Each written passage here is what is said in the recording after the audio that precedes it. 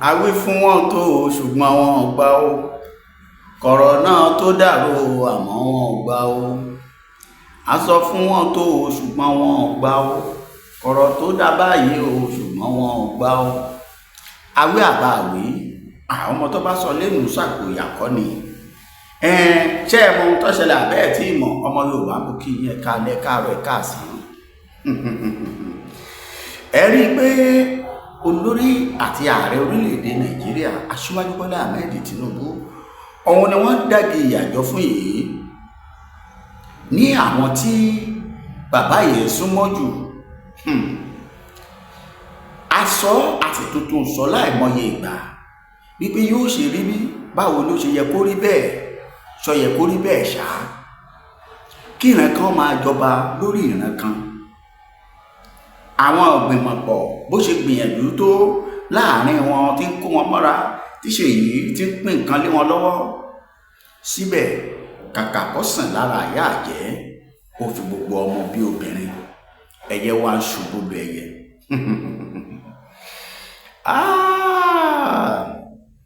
kàkà kí arákùnrin yìí a sì ń pa á láriwo títí pé jẹ́ ká máa lọ. ó ti tó gẹ́ ọmọ Ilé-Ifẹ̀ kò sórílẹ̀-èdè táwọn tí wọ́n ń pè ní tẹ́rọ́rìstì tàbí àwọn adàlúrú tí wọ́n ti ń pàṣẹ fún ààrẹ wọn rí.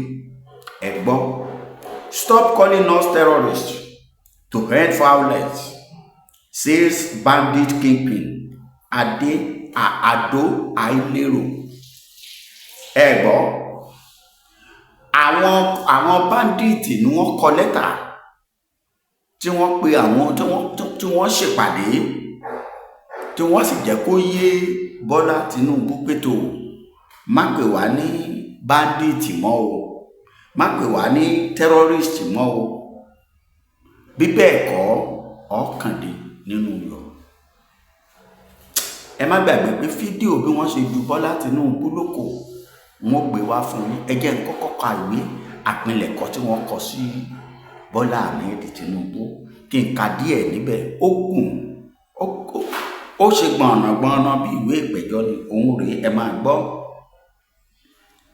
Notorious bandit leader Ado Ailero has declared that members of the group will not end the violent activities unless authority and the general public stop calling them and referring to them as terrorists.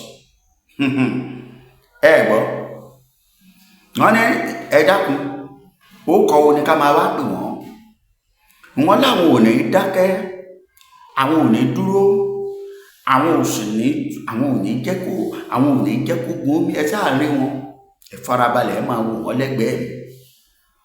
wọ́n láwọn ò ní jẹ́ kó gun omi o àfi tẹ́ ẹ bá pa wọ́n ní báńdíìtì mọ́. ẹ dákun ó kọ́ wo ni ká máa pè wọ́n tí wọn bá ń ṣe báńdíìtì. ẹ máa gbọ́ o. as responded by the counter-insurgents, expect Sagonisa Makama on his X platform.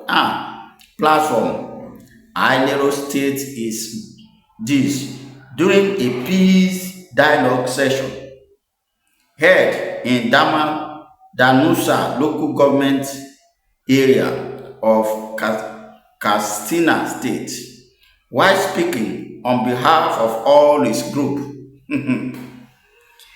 ẹgbẹ́ ọmọ Yorùbá, àwọn tẹ́rọ́rìstì ń ṣèpàdé àlàáfíà níbi tí Aṣíwájú Bọ́lá Ahmed Tinubu ti ń ṣèjọba. kìí ṣe wọn ò ṣe pamọ́pamọ́ o, wọ́n ṣe lójú gbogbo èèyàn kí wọ́n rí wọn pé tó àwọn báńdíìtì làwọn gbé tó. òun rèé, ẹ máa gbọ́. ibi tó ibi tí àwọn wà yìí, àmọ́ tẹ́ ẹ̀ bá ti fẹ́ gbà ní Katsina nílé ti ṣẹlẹ̀ pé tẹ́ ẹ̀ bá ti fẹ́ káwọn ó jà mọ́ ẹ má pe àwọn ní terrorist. Ẹ jọ̀ọ́ kọ́ ni kí wọ́n pè é. Ṣé kí wọ́n pè wọ́n ní APC group 2 ni àbí group 1? Ọmọ Yorùbá ẹ máa bá mi kọ́ bẹ́ẹ̀ ṣe ń wọlé, ẹ máa kọ́ sísàlẹ̀. Orílẹ̀-èdè Yorùbá òun lọ ní àbáyọ.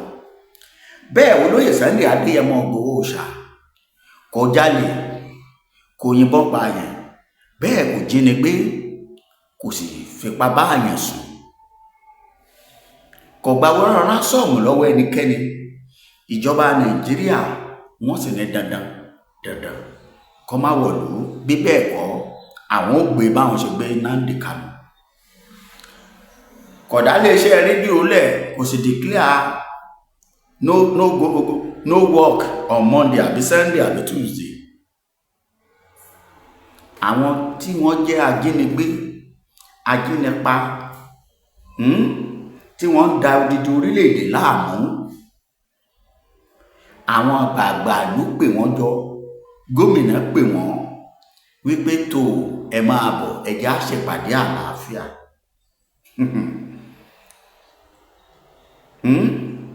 Níbi tí bàbá wa Bọ́lá Ahmed Tinubu ti ń ṣèjọba, àwa wá ń pariwo nípasẹ̀ bàbá wa Pòfẹ́sọ̀ Banji Akíntóyè wípé orílẹ̀-èdè yìí kò sí ohun tí ń jẹ́ Nàìjíríà mọ́. Ẹ tú wa lẹ̀, ẹ jẹ́ á máa lọ lẹ́rọ̀ ní jẹ́jẹ́, láìsí ìgbàtí tàbí àní ẹlẹ́ẹ̀kọ́ ẹlẹ́ẹ̀nífẹ́. Àwíwíwí ẹlẹ́ẹ̀nífẹ́, asọ̀sọ̀ọ̀sọ̀ ẹlẹ́ẹ̀nígbà, agbélùsílẹ̀ atúnfẹnuwí, àpótí alákàrà ṣàbíyáwó. Ó dìgbà náà. Ẹ wo bí ẹ bá ń wo fídíò yìí, kẹ́ ẹ wo bí wọ́n ṣe fi gbàǹdùkú pa oró, bí wọ́n ṣe fi da orí bàbá wa, bí wọ́n ṣe fi dàrú. Ẹ wo fídíò ọ̀hún rèé. Ẹ bá ń fohùn sí fídíò yìí nínú ilé fún àwọn èèyàn wa kí wọ́n gbádùn ẹ̀.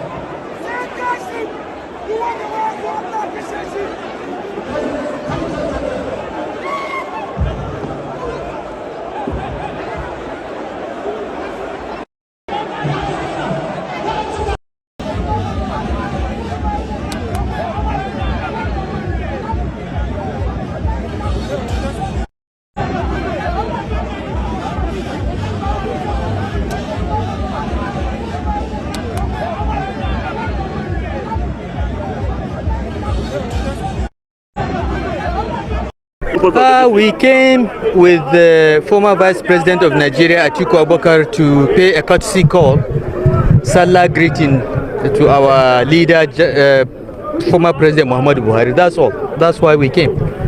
I came during the Ramadan, and Vice President Atiku Abubakar thought we should come and greet him for Salah. I wasn't in the country during Salah, so I joined him, and we've done that.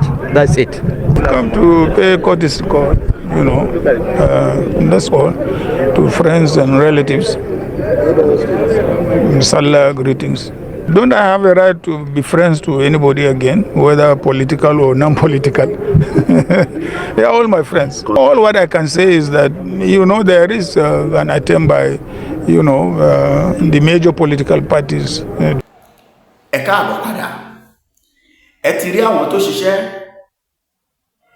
Ẹ̀rí Rufai, Atiku Abubakar àtàwọn kọ̀ọ̀kan mẹ́ẹ̀.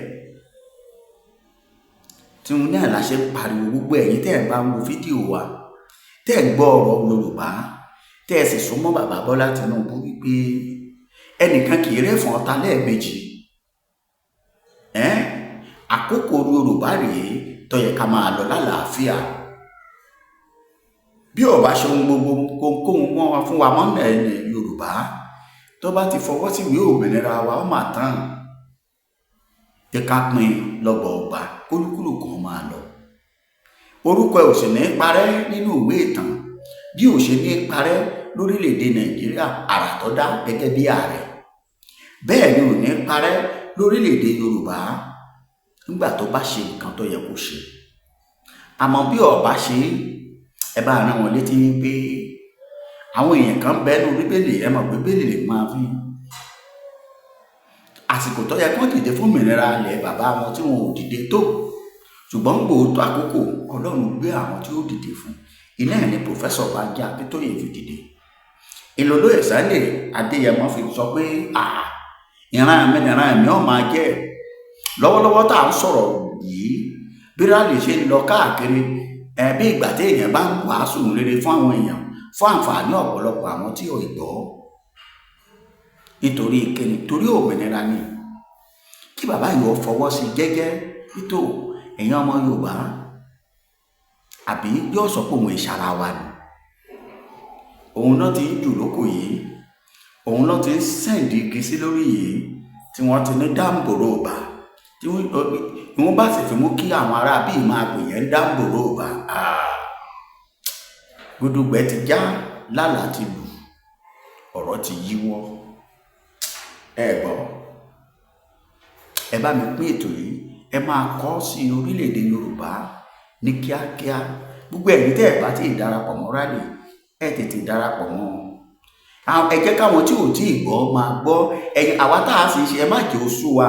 Ṣé wọn bá wákàtí kan, wákàtí méjì tá a ń lò, 30 ìṣẹ́jú tó lò tó fi pariwo ẹ̀ síta yìí tó sì dùn. Ìjọ àkókò ń bọ̀ tí bàbá ó pè wá pọ̀ pé ó yá ẹja jáde bíi bàbá ìṣúà, tá a jáde tí a yóò túbọ̀ mọ̀. Àmọ́jọ́ tá a máa dó níta, níbo là á ti jó yẹ̀wò? Inú ilé wa ni. Ẹgbẹ́ ayé àbẹ̀ ìráyé, gbogbo ẹ̀yin olóṣèlú náà tó kù, ẹ fi ti Bọ́lá Tinubu kọ́gbọ́n o. Ààrẹ Bọ́lá Ahmed Tinubu, ẹ fi ti bàbá yìí kọ́gbọ́n. Tẹ́ ẹ bá fi ta MKO Abíọ́lá kọ́gbọ́n lọ́jọ́ sí, èmi a máa sọ fún àwọn èèyàn bá a ṣe kéré tó, àwọn ni wọ́n bá ṣe. Àwọn náà ló dojú ìjọba wọn délẹ̀, àwọn ló ṣekú pa MKO. Tá a bá tí ì mọ̀, ó yẹ ká gbọ́n báyìí. Orílẹ̀-èdè Yorùbá ní kíákíá. Ẹ ṣé o, a tún pàdé. Ẹ máa bá mi kọ sísàlẹ̀ orílẹ̀-èdè Yorùbá, Freedom for Sunday Adéyẹmọ Ìgbòho. Ó dàbọ̀.